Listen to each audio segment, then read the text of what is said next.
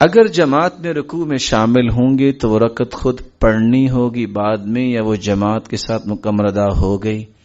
رکوع میں شامل ہونے والا شخص کیا اس کی رکعت ہوگی کہ نہیں ہوئی؟ دو قول اس میں اس وقت معاشرے میں گردش کرنے.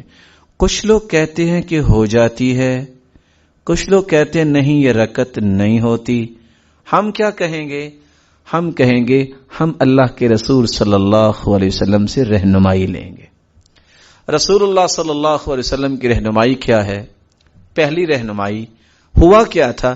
ابو بکر رضی اللہ تعالی عنہ نماز کی حالت میں اللہ کے رسول صلی اللہ علیہ وسلم جب رکوع میں چلے گئے تو مسجد میں داخل ہوئے، انہوں نے دیکھا کہ رکوع کی حالت میں اللہ کے رسول صلی اللہ علیہ وسلم چلے گئے ہیں، تو انہوں نے کیا کیا؟ اللہ اکبر، اور رکوع میں چلے گئے، اور رکوع کی حالت میں چلتے چلتے صف میں آئے.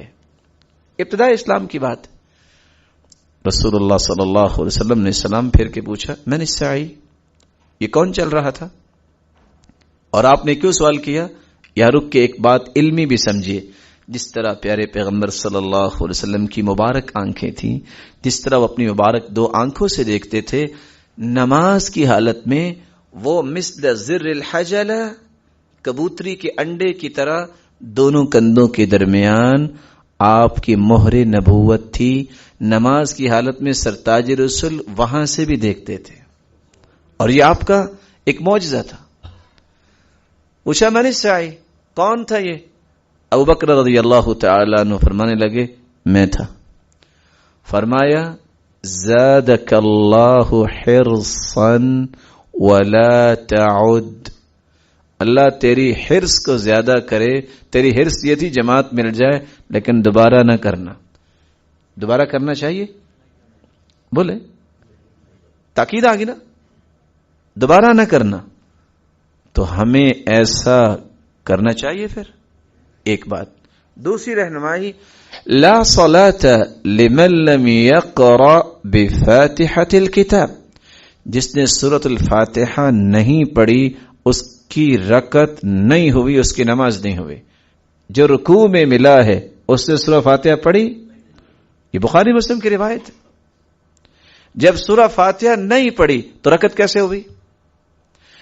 رکعت کی تعریف کرتے ہوئے علماء لکھتے ہیں ذات قیام ورکوع وسجدتین.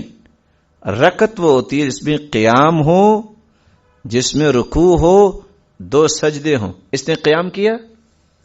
بولے تو اس کی تو رکعت جو ہے وہ لغوی اصطلاحی اعتبار سے بھی پوری نہیں ہوتی، ویسے کیسے پوری ہو جائے گی؟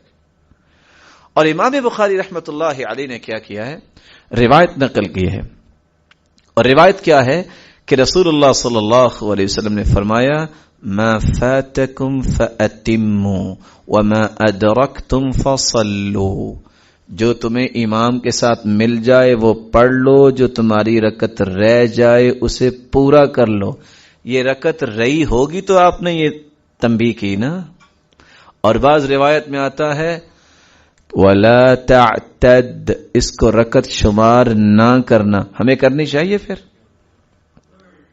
تو یہ ہے اصول کہ دیکھیے رسول اللہ صلی اللہ علیہ وسلم نے ہمیں کیا سمجھایا ہے.